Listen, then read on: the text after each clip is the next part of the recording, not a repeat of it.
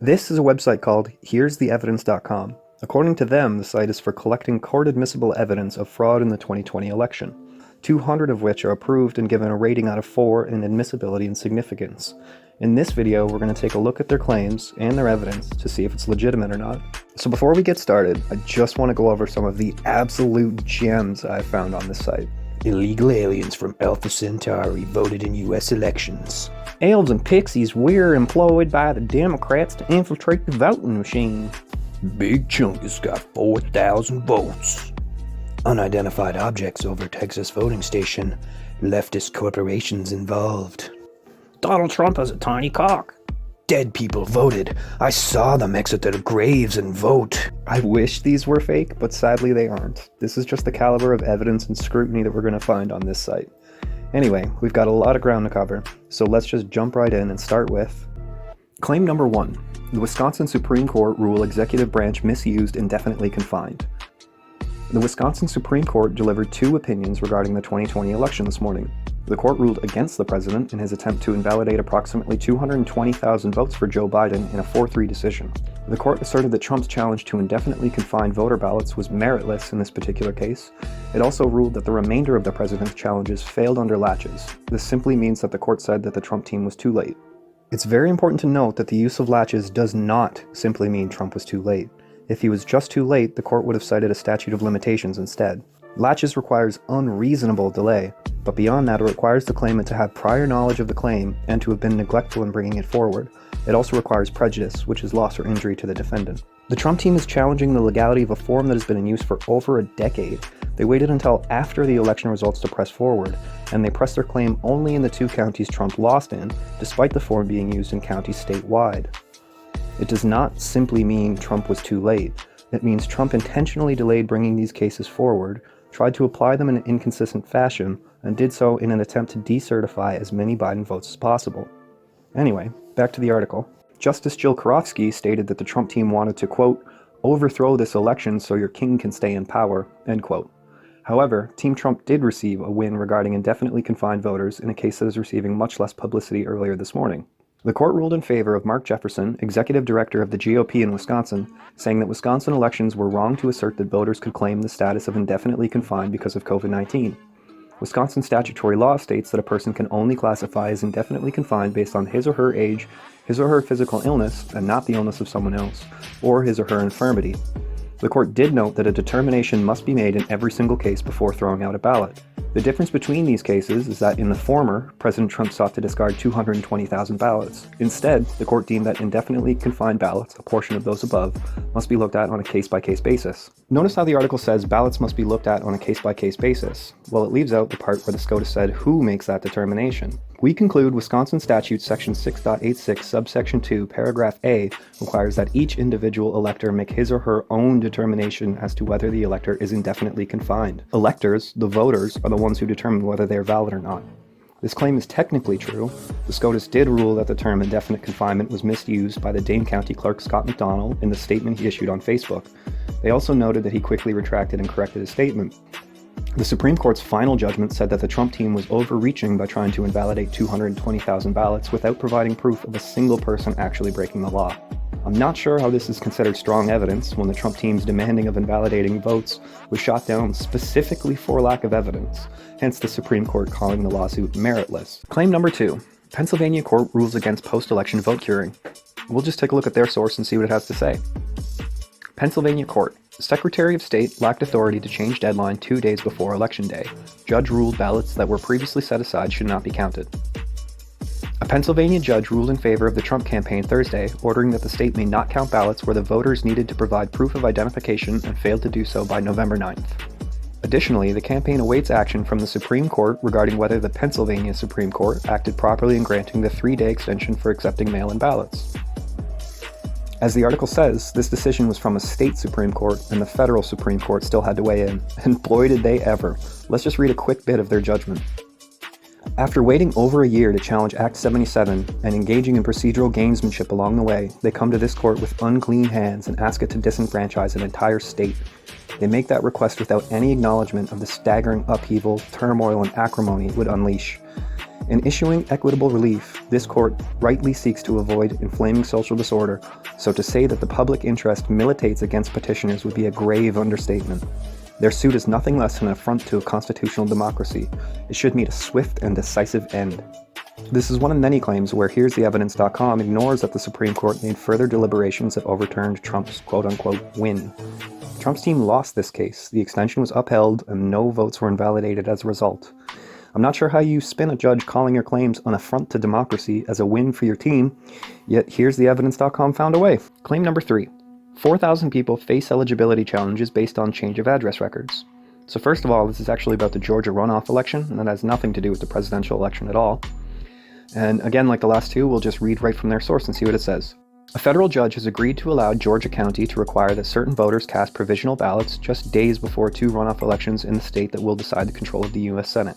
Over 4,000 voters faced eligibility challenges ahead of the January 5th runoffs based on unverified postal change of address records.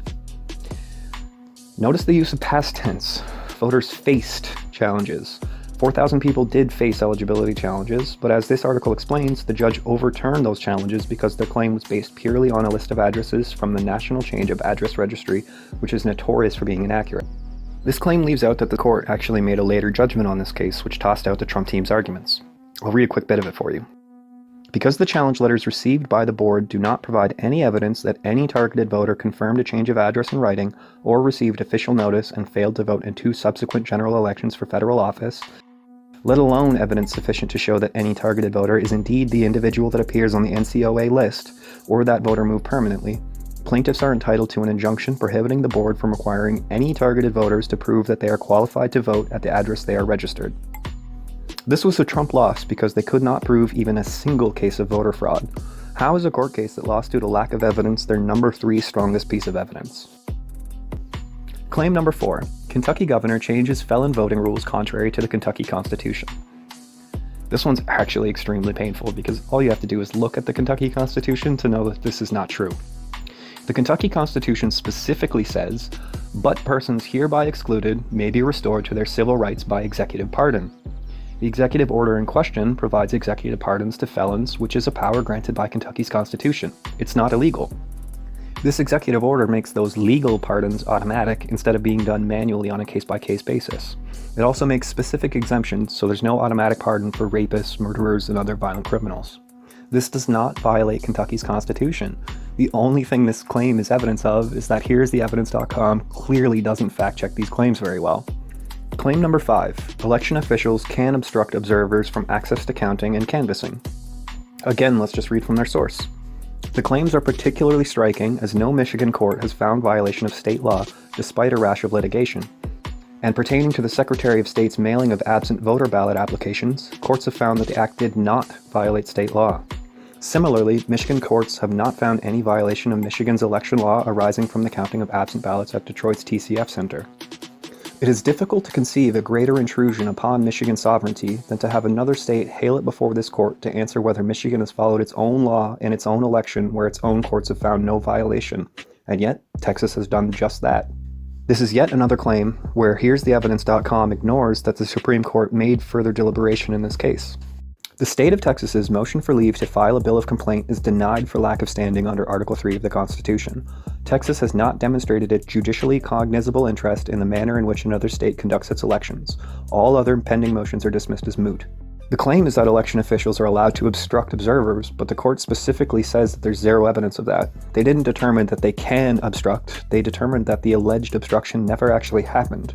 This is another court loss that is somehow being presented as evidence. Claim number 6. 12 times outside entities tried to sue Texas to change ballot integrity laws.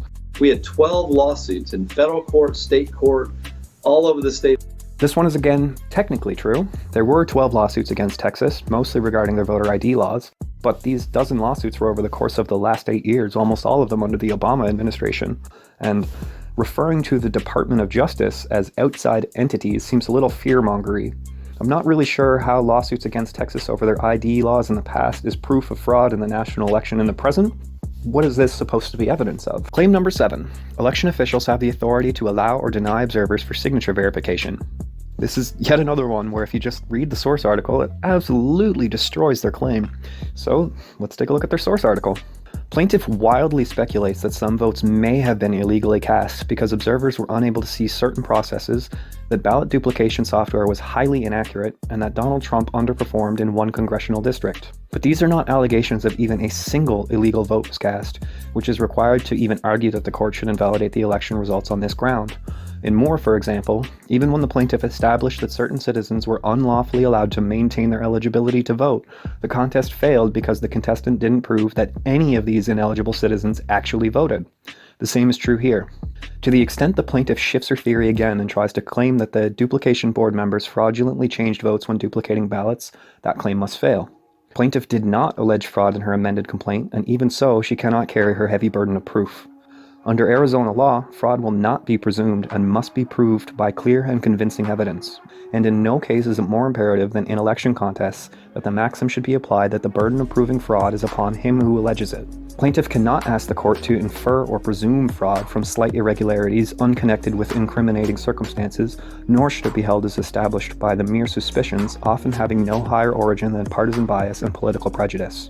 In all events, even if the plaintiff could establish that some of these votes have been illegally cast, she fails to allege any facts to suggest that it would affect the outcome of the election.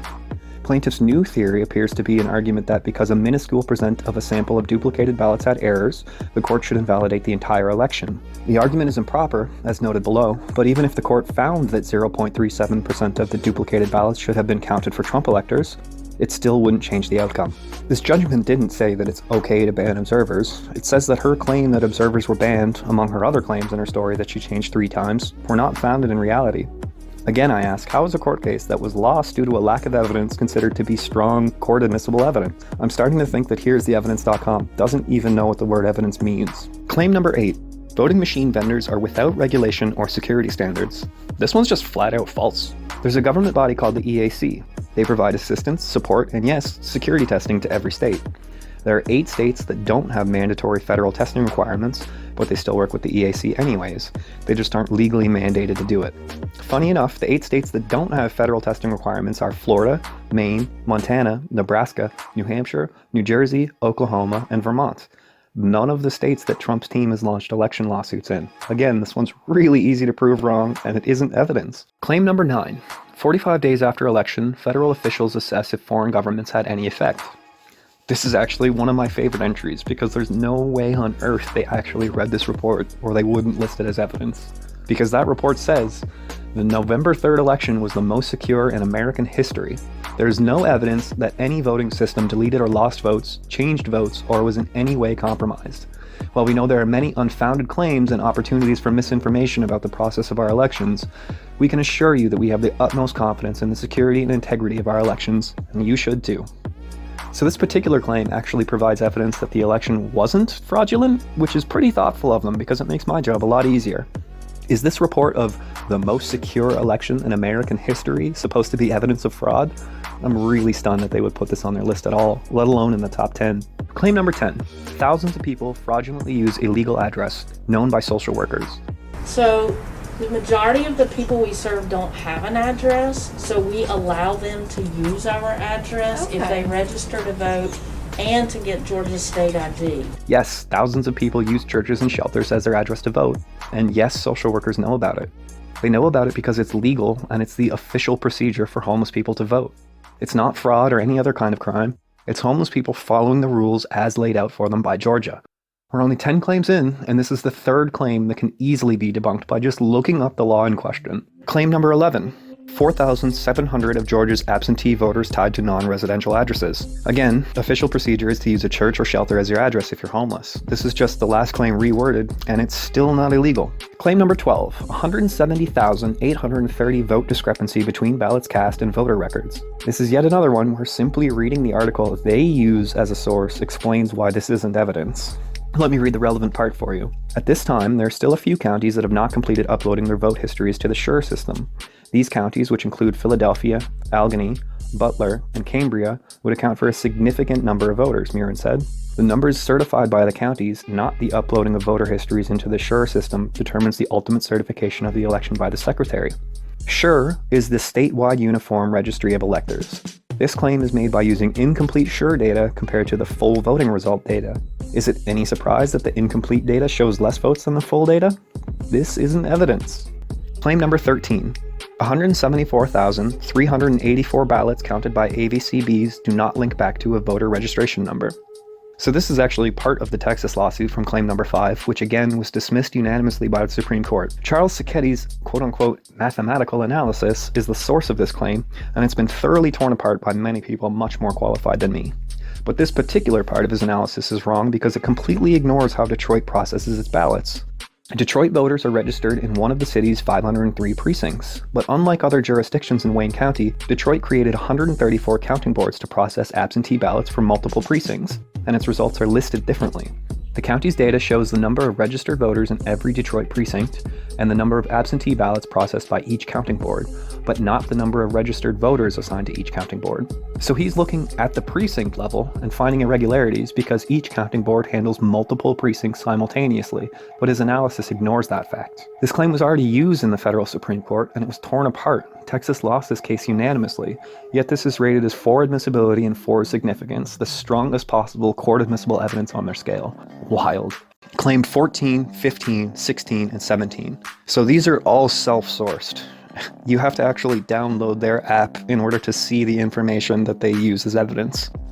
We'll circle back around on these guys because there's a few more of their self-sourced articles. We'll do them all at once at the end.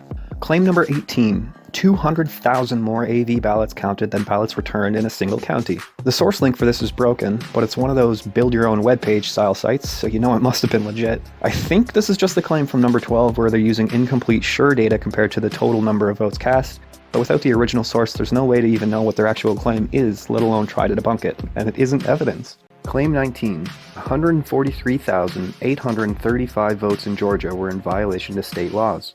The source for this one is Ray Smith, a Trump lawyer that also represented Lynn Wood in his failed election lawsuit. All of his claims are based on the flawed data provided by Matt Brainerd, which we'll get to shortly. Thankfully, the chief operating officer at the Georgia Secretary of State, Gabriel Sterling, makes my job really easy here. 2,506 felons voted illegally in Georgia. Let's go over the numbers of the president's team is claiming. We have a little chart over here. They're claiming there were 2,056 felons that voted. Outward bound of 74 potential people. 66,248 underage and therefore ineligible people to illegally register to vote before their 17th birthday, when the law requires 17 and a half years old. Then there's the claim that 66,248 people below the age of 18 voted. The actual number is 0. Let me be clear, 66,000 versus 0. And the reason we know that is because the dates are on the voter registration. There are 4 cases, 4 where people requested their absentee ballot before they turned 18, but they turned 18 by the election day. That means that is a legally cast ballot. At least 2,423 individuals to vote who were not listed as registered. They say that there's 2,423 people who voted without being registered. Let's just be clear about this. You can't do it. There cannot be a ballot issue to you. There's no way to tie it back to you. There's no way for them to have a name to correspond back to unless they are registered voters. So that number is 0. 1,043 individuals to cast ballots who had illegally registered to vote using a post office box. Then we've got 1,043 illegally voted using a P.O. box. Again, we're going through the investigation on this. So far, everyone we've seen has been when there is a mailboxes, et cetera, something like that, in a multi-family building, like an apartment. So they will have what looks like P.O. boxes listed in the system, but they're actually the residential address of record for people who live in multi-family housing, like apartments. So that's everything we've seen so far. We haven't seen anybody actually registering to vote at a USPS P.O. box. 4,926 individuals voted in Georgia who had registered to vote after their Georgia voter registration date, thereby canceling their Georgia voter registration. Next one is 4,926 voted past the legal registration deadline. Again, it's 0. We have 0 record of anybody doing that because the voter registration cutoff is a voter registration cutoff. So there's no corresponding way to do that. They couldn't be issued a ballot because they are not legally within the system of that to have ballots issued. 10,315 or more individuals to vote who are deceased by the time of the election. 10,315 who died before the election. Again, our information from the Department of Vital Records, we go through county by county, shows potentially 2. So far 2. It could change, it could go, but it's not 10,000. There's a good reason why this case and its appeal to the Supreme Court were shot down unanimously. Claim number 20. 42,248 voters voted twice. So let's read from their source. Nevada fraud, 1,500 dead voters, 42,248 voted multiple times, RV camps as homes. Notice how even in their source they use air quotes around the claims to signify they aren't legitimate. This claim is exactly that, just a claim. It was never supported by evidence. Like number 19, these rely on Matt Brainerd's flawed data, which we'll look at shortly. I'll read a couple of highlights from the judge's decision in this case. Ineligible voters and double voting. Contestants allege that voters were sent and cast multiple ballots and otherwise double voted, that non-Nevada residents cast ballots and those ballots were counted, and that numerous persons arrived to vote in person on election day, only to find out that mail-in ballot was cast in their name already. The record does not support a finding that any Nevada voter voted twice. The record does not support a finding that any individuals were sent and cast multiple ballots. The record does not support a finding that numerous voters arrived to vote at their respective polling places only to be informed that a mail ballot had already been received on their behalf when, in fact, the voter had not submitted a mail ballot. The record does not support a finding that election officials counted mail ballots from voters who also voted in other states. The record does not support a finding that election officials counted ballots from voters who did not meet residency requirements. Conclusion. The contestants failed to meet their burden to provide credible and relevant evidence. It is hereby ordered that the contestants' contest is denied, and this case is dismissed with prejudice. It is hereby further ordered that the contestants shall pay the defendant's court costs.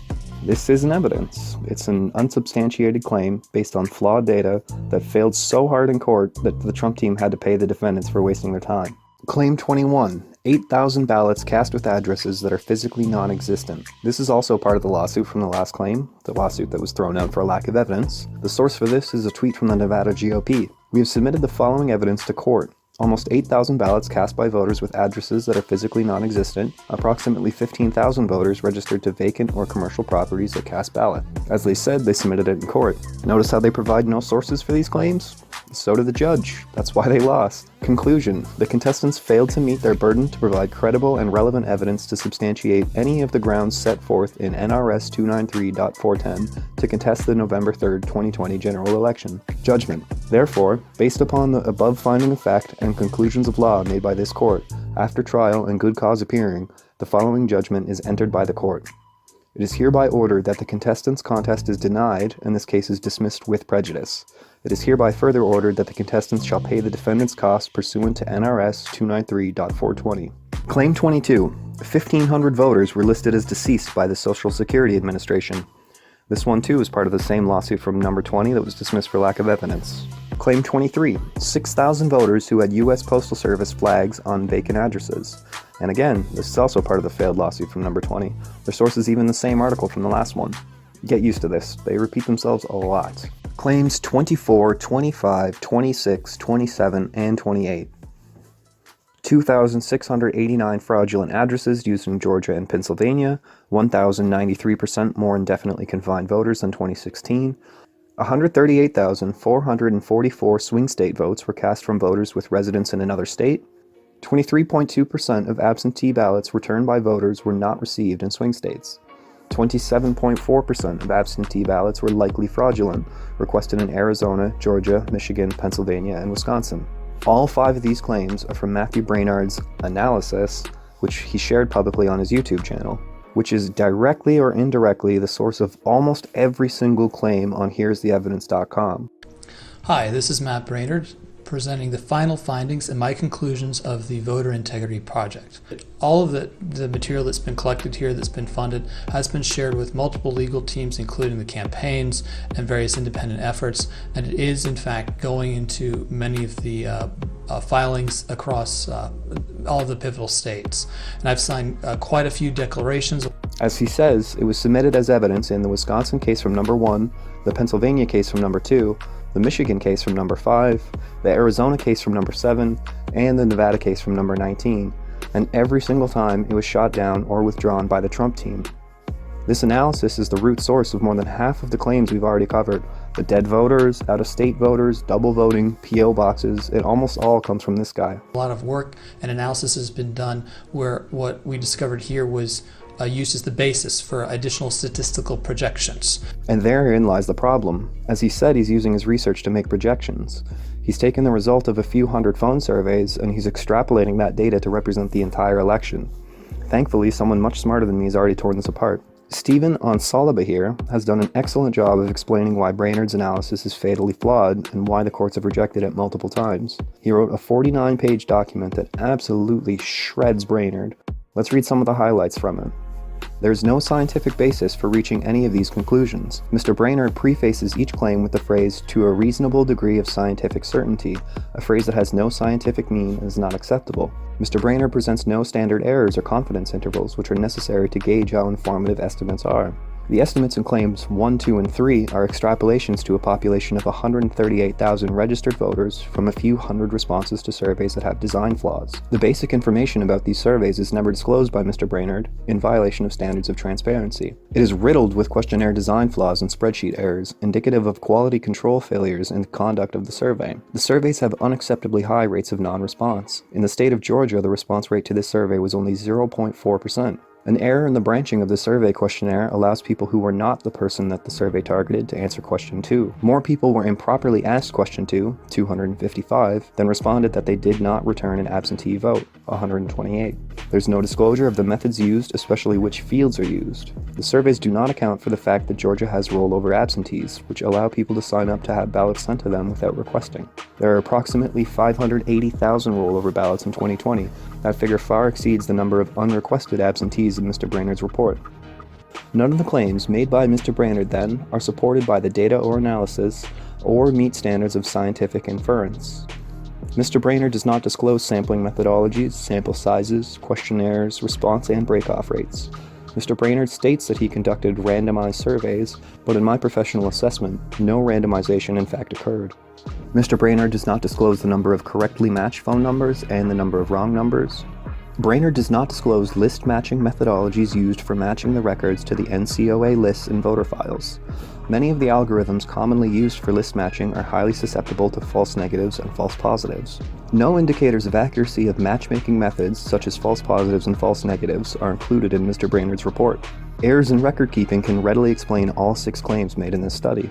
Nationwide, the record of whether an individual votes is incorrect 2% of the time. These errors are omissions and typos. The state of Georgia has over 7.2 million registered records. An error of 2% would correspond to 144,000 incorrect readings of whether an individual voted. That number far exceeds the magnitudes of the estimates that Mr. Brainerd offers. Specifically, typographical errors, variations in name, and omitted information can lead to incorrect matches of voter registration records to commercial phone lists, national change of address lists, and official government lists. Both false positives and false negatives arise. The quality of such matches is highly dependent on the algorithm used. Based on past research on the accuracy of voter files, the number of clerical errors on statewide voter files across the nation is sufficiently high as to plausibly be larger than any of the numbers presented in Mr. Brainerd's report. Mr. Brainerd presents survey data with unacceptably high rates of non-response. He offers no accounting of or explanation for this very low response rate, but instead, without explanation, treats the 0.5% who did respond as if they were representative of the 99.5% of the people who did not. This fails to meet standards of scientific research. Table 1 provides evidence of a high level of incorrect phone numbers in the survey relied upon by Mr. Brainerd. First, of the 15,719 completes, 4,902, 32.3%, are flagged for wrong numbers or language. This indicates a high rate of mismatches even among the phone numbers that were matched. Second, of the 1,175 responses to question 1, 255, 21.7%, could not be verified to be the target of the survey. 25% of the people interviewed in the survey did not affirmatively state that they were in fact the person that the interviewer wished to speak to. Such discrepancies in the accounting of cases are flags for failure in quality control. A total of 105 cases are not accounted for in the jumps from question 1 to 2 and from 2 to 3. Another 525 are not accounted for in the launching of question 1. Combined, 630 cases are lost in the top lines. This is a considerable number of unaccounted cases, given that the claims 1 and 2 are based on only 142 and 257 survey respondents. Other states show inconsistencies and data errors. For example, the state of Wisconsin, the sum of respondents for question 1 is less than the sum of cases. The integrity checks in these other states lead me to believe that the inconsistencies in the Georgia data are systematic and widespread in this data. When such discrepancies arise during routine integrity checks, they are either spreadsheet errors or programming logic errors in the survey system. That these errors would appear in the top lines indicates that there was not a high level of scrutiny into the quality or integrity of the survey data produced in this study. Based on this assessment, I have no confidence that the data in the survey used to study claims 1 and 2 are correct. Basic integrity checks for the data evidently were not performed or reported. Claim number 2 holds that 33.29% of the 138,029 people who requested an absentee ballot mailed one to the election office. This is based on an extrapolation from 257 responses to question 3. As already described, the survey has an unacceptably low response rate, a flawed questionnaire design, and accounting inconsistencies. Recent academic research on attempts to match voter registration records to other states' voter files or to national lists such as NCOA has shown that this task can be prone to high rates of error. Crosscheck, a collaboration of 28 states, matches people across states based on first name, last name, and date of birth. One study found that Crosscheck's methodology identified almost 3 million matching individuals who voted twice nationwide. All but 600 of these records were deemed to be false positives. The Crosscheck experience suggests that it is quite easy to link records incorrectly when matching voters to national lists such as national change of address. Summary: none of the 6 claims in Matthew Brainerd's report reach acceptable standards of scientific research. There's a lack of transparency in reporting the survey, matching, and coding methods, and errors in matching could completely account for any reported numbers or claims. There are demonstrable and fatal flaws in the survey research, especially unacceptable response rates, branching errors, and data inconsistencies. There's a good reason why the courts have shot this evidence down over and over again. Matthew Brainerd's analysis isn't evidence of anything. Claim 29. 61% of signatures were found invalid after State Senator Obama initiated challenge. The source for this is a tweet from Robert Barnes. When Barack Obama wanted office, he challenged the signatures of his opponent's petitions. Take a look at how many signatures didn't match the voter file. How did the signature rate for mail-in ballots magically drop 0.2% in this election? This claim is technically true. It is how Obama got his first Senate seat. He ran unopposed after he challenged the validity of the signatures his opponents had gathered to indicate their support. His opponents had over 50% of their signatures disqualified on technical grounds, not because they couldn't be verified. It's not that there were 60% fake votes or that 60% of the signatures didn't match. It's that Obama played hardball and had a bunch of signatures invalidated on technicalities. Technicalities that don't exist for signature verification in general elections. Like, for example, printing your name instead of writing it in cursive. This is evidence of one politician doing a half-assed job and another using technicalities to get their way. Basically just an average day in Washington. The signature rate for mail-in ballots in the general election has nothing to do with signature challenges in a hand-passed petition in a Democrat primary. The signatures in both are gathered differently, are verified differently, and are held to entirely different standards. Regardless, this event from a decade ago is not evidence of fraud in the 2020 election. Claim 30. Determining the legality of a ballot is optional for absentee counting boards. So it's important to understand that the counting boards aren't the front line of ballot processing. They receive batches of ballots that have already been pre-processed at the precinct level. Their source, Chapter 8 of the Michigan Elections Official Manual, does say that at the counting boards, manual signature verification is optional. Because, as Chapter 6 explains, the clerk who processes the application for the absentee ballot verifies the signature on their envelope matches their signature on file. The next line of Chapter 8 even mentions that the already verified signature must be present on the envelope for the vote to be counted. This claim, while technically correct, is wildly misleading. The signatures are being verified. It's just that the counting boards aren't required to do it because it's already been done by the time it reaches them. Claim 31. 40,875 ballots were cast in the name of another voter without their consent. Surprise, surprise, Matt Brainerd provided the data for this analysis. For those of you counting along at home, 16 of the claims we've looked at so far rely on this flawed data.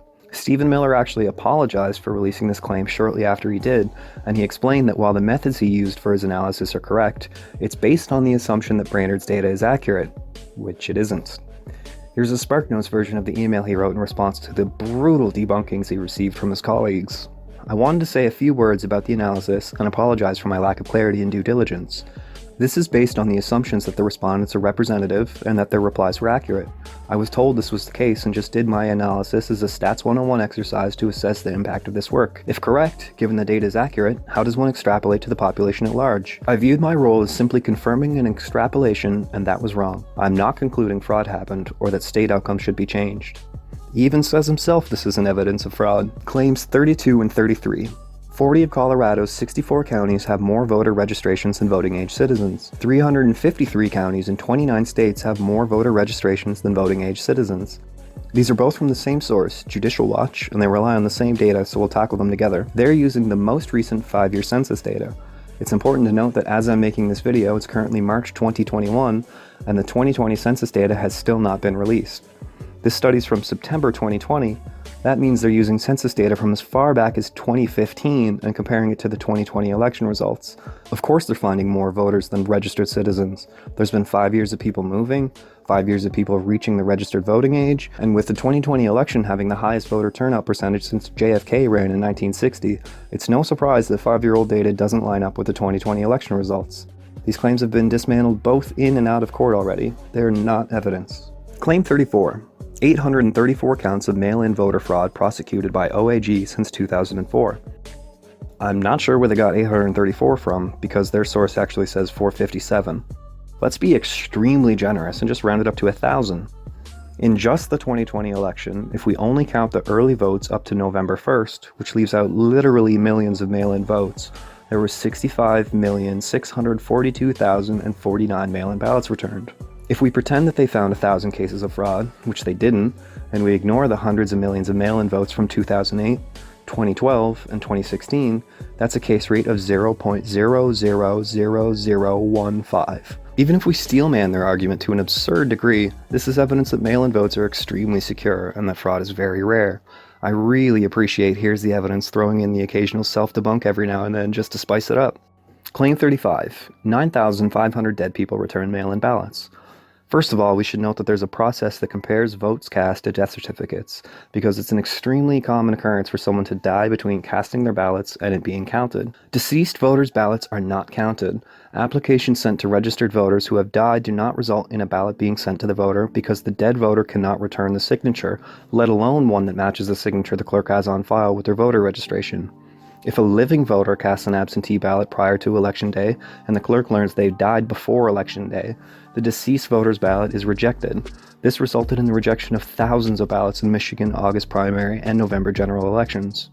All of these dead voter claims ignore the small problem. Ballots are cross-checked with death records. It's exceedingly rare for a real dead vote to be cast. Regardless, this is just Ray Smith's claim again, the one based on Matt Brainerd's flawed data, the one that was shot down in courts repeatedly. Not evidence. Claim 36. 2,000 ballots found in single sweep despite previous sweeps. Yes. The USPS specifically said it would not be able to process the volume of mail required, so they requested additional funds. Trump denied their request for funds because he opposed mail-in voting. Ballots kept flowing in until the last second that they were allowed to by law, because the USPS could not deliver everything in a timely manner. This isn't evidence of fraud, but it is evidence of Trump abusing his power as president to attempt to change the course of the election. Claim 37. Mail-in ballots were returned for counting before they were mailed. Their source for this is a tweet that no longer exists. The account was created in November 2020 and was nuked off of Twitter for misinformation. Imagine that. Here's his claims from the Wayback Machine. The majority of his suspicious dates are ballots with the same date. There's only a tiny minority of those that have a return date before the mail date, and those are obviously a clerical error or proof of time travelers. A voter could visit their county election office in person and apply for a mail-in ballot. Once the voter's eligibility is verified, the voter can immediately receive a mail-in ballot, fill it out, and return it to the office in one visit. This would allow a voter to complete every step of the process in one day. This would result in the ballot mailed date being the same as the ballot received date. The allegations of ballots being received before they were mailed out are probably data entry errors, but the counties where this allegedly happened can reconcile and confirm that. Not evidence, and not a surprise the account got nuked. Claim 38. 223,000 intractable mail-in ballots sent to wrong addresses. This is true. As we've discussed in a few of these debunks now, government lists of names and addresses are notoriously inaccurate. The USPS failed to deliver up to 17% of its addresses in Nevada when they did a full mail-in election. Keep in mind that you need to provide ID and a verified signature to actually use those ballots. So even the ones that were sent to the wrong addresses can't be used without a fake ID and a well-forged signature of a person you've never met in your life. This isn't evidence of fraud.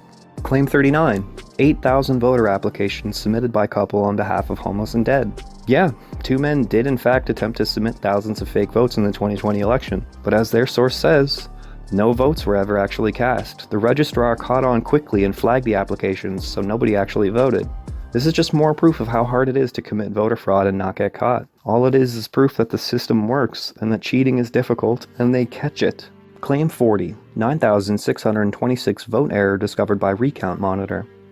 The link here is to a Breitbart article, which sources chairman of the GOP David Schaefer's tweet about a monitor who found an error. Gabe again covers this one pretty well. The stuff going on with DeKalb County and the Georgia GOP party submitting a letter asking for an investigation, obviously the state is certifying based off of the initial machine count. This was an error that they're claiming occurred during the hand recount. Can you talk about what's going on there and what the state needs to do or is going to do? It seems like the ballots were recounted and the issue was corrected, but correct me if I'm wrong on that. And then I have a follow-up, but I'll let you answer that first.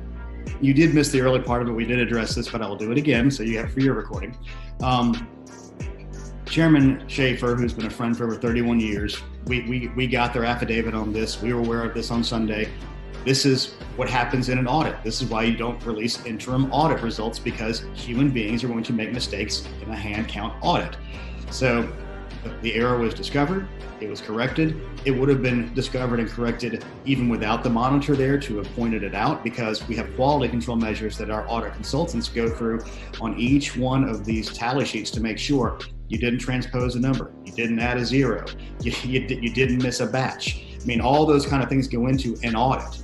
So this was a non-event, non-issue kind of thing, but it does help stir the pot. So there's the already monitored, audited election results, and then they did a hand recount, and the recounters are being watched by a poll observer in a room that's being live streamed and recorded by multiple cameras. That's how this error came to light. There is many, many layers making sure that these mistakes are caught. Isn't this evidence of the system working as designed, catching problems before they make it into the voting results? This is just more proof of how hard it is to get away with committing fraud. Unfortunately, I physically have to stop recording here. I'm using an Acer laptop from 2012 and it's having a real hard time just opening the video, and it's crashed multiple times trying to export it. We'll carry on from 41 in the next video, but hopefully by now I've demonstrated just how little evidence there actually is on this website.